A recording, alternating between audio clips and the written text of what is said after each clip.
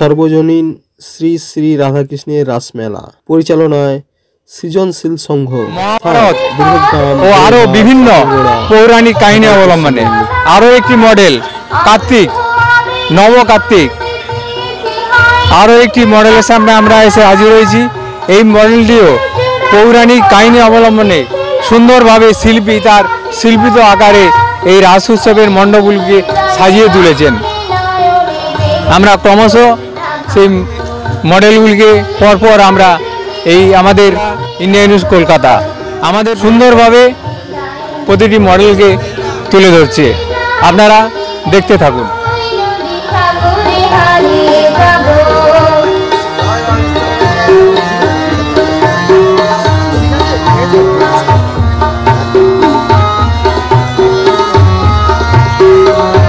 দীর্ঘগ্রাম ঘোড়ইঘাট সৃজনশীল সংঘের পরিচালনায় যে রাস সরাসরি রাস প্রাঙ্গণ থেকে আমরা তুলে ধরছি।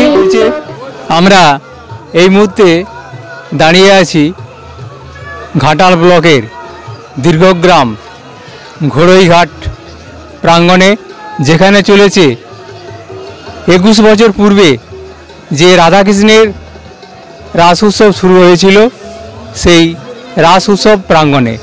আমরা এই রাস পরিচালনা কমিটির সদস্যদের পেয়েছি, তাদের কাছ থেকেই এই রাসের প্রাচীন ইতিহাস, বাজেট এবং যে কদিন এই রাস উৎসব চলবে তার যে বিভিন্ন দিনে বিভিন্ন অনুষ্ঠান আছে সেই সম্পর্কে আমরা বিস্তারিত জেনে নেব। স্যার, আপনার নাম? শুভাশিস দেববর্মন। আপনি কি এই রাস কমিটির সঙ্গে যুক্ত? হ্যাঁ। এই রাস পরিচালনা করছে গ্রামবাসী না ক্লাব? অ্যাকচুয়াল এটা ক্লাব পরিচালিত, কিন্তু আমরা সমস্ত গ্রামবাসীরা সহযোগিতার হাত বাড়িয়ে দিয়েছি। এরপরে এটা পরিচালিত আমাদের ক্লাব হলেও এটা সার্বজনীন রাস। এই রাস কত বছর আগে শুরু হয়েছিল? এটা 1411 সালে শুরু হয়েছিল। প্রথমে যখন এই রাস শুরু হয়েছিল তখন কি এত বড় আকারে হয়েছিল? না, তখন এত বড় ছিল না। যত দিন যাচ্ছে তত আমাদের মানুষের মধ্যে এই রাসমেলার প্রভাবটা বৃদ্ধি পাচ্ছে ধীরে ধীরে। সবাই আমাদের গ্রামবাসীরা সহযোগিতার হাত বাড়িয়ে দেয়। বিশেষ কি অনুষ্ঠান আছে? বিশেষ যাত্রা আছে? আমার নাম অনুপ সামন্ত। আপনি এই রাস কমিটির সঙ্গে যুক্ত? হ্যাঁ, আমি রাস কমিটির সঙ্গে জন্মলগ্ন থেকে যুক্ত। আমি সাংস্কৃতিক অনুষ্ঠান এবং ক্রীড়া অনুষ্ঠানটা দেখভাল করি। যখন এই অনুষ্ঠানটা আমরা মঞ্চস্থ করি তখন জনগণের বাড়িতে বাড়িতে গিয়ে আমরা টাকা কালেকশন করতাম, চাল কালেকশন করতাম, আলু কালেকশন করতাম। তারপরে সেই আস্তে আস্তে সেই তখন ক্ষুদ্র বাজেট ছিল 40,000, 50,000, 60,000, 1 লাখ। আজকে সেটা হচ্ছে প্রায় 10 লাখের বাজেট এসে গেছে। তো আমি দেখেছি এই যে সৃজনশীল ক্লাব, এদের যে একটা উচ্ছ্বাস, এদের উদ্দীপনা, মানুষের কাছে হাত পারলে যে মানুষের দুহাত ভরে দেয়, সেটা কিন্তু একটা অভূতপূর্ব সাড়া। বিশেষ করে এটা কয়েকটা গ্রাম, দীর্ঘগ্রাম, মনসুখা, মেঠালা, বরকতিপুর, পার্শ্ববর্তী যে কন্দর্পচক, পার্বতীচক, এইসব গ্রামের মানুষের যে স্বতঃস্ফূর্ত আহ্বান, স্বতঃস্ফূর্ত উচ্ছ্বাস, সেটা সত্যি আমাকে ভালো লাগে। এবং আজকেও আমি অনুষ্ঠান চলাকালীন আপনাদের কাছে এসেছি এই জন্যেই যে এই বার্তাটা আমরা জনগণের মধ্য দিয়ে আমরা গোটা ঘাটার নয়, আমরা গোটা পশ্চিম বাংলার মধ্যে ছড়িয়ে দিতে চাই যে সৃজনশীল সংঘের পরিচালনা যে এরকম সুন্দর একটা মহৎ অনুষ্ঠান হচ্ছে, এটার জন্য তাদের ক্লাবের সকলকে আমি সাধুবাদ জানাচ্ছি।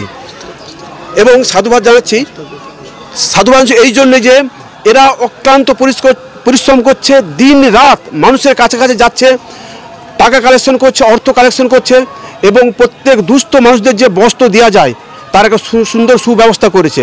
প্রায় 10 থেকে 20,000 টাকার মধ্যে এরা বস্ত্র কিনে দুস্থ মানুষদের এরা বিতরণ করে। এবং প্রত্যেক দিন প্রায় 4-5 দিন ব্যাপী এখানে কিন্তু নরনারায়ণ সেবা চলে।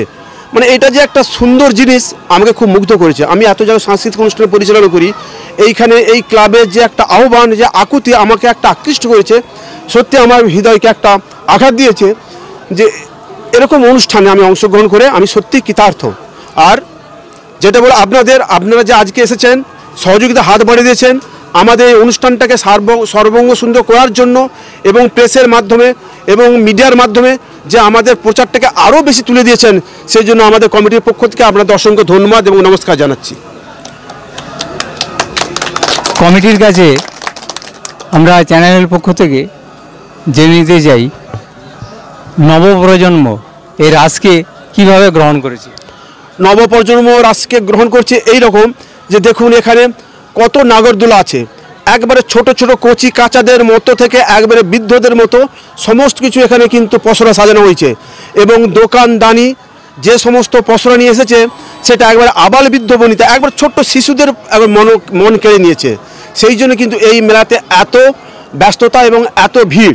আজকে হয়তো প্রথম দ্বিতীয় দিন চলছে, যত দিন দিন যাবে তত আমাদের অনুষ্ঠান যেমন সুন্দর সুন্দর অনুষ্ঠান আছে এবং এখানটা আমাদের কানায় কানায় পরিপূর্ণ হয়ে যায়। করছেন এই রাস থেকে আপনারা কি বার্তা দিতে চান? আমরা এই বার্তা দিতে চাই যে দল মত নির্বিশেষে সম্প্রীতি বজায় রাখার জন্য, ভ্রাতৃত্ব বজায় রাখার জন্য সর্বস্তরের মানুষ, সর্বস্তরের রাজনৈতিক দল আমাদের কিন্তু সহযোগিতা করছে। এখানে কোনো দ্বিমত নাই, এই রাজনীতি সেটা এখানে রাজনীতির কোনো ছড়াছড়ি নয়।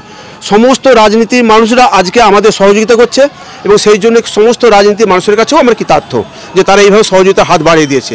এটা কখনো তারা দুই ভাবেনি।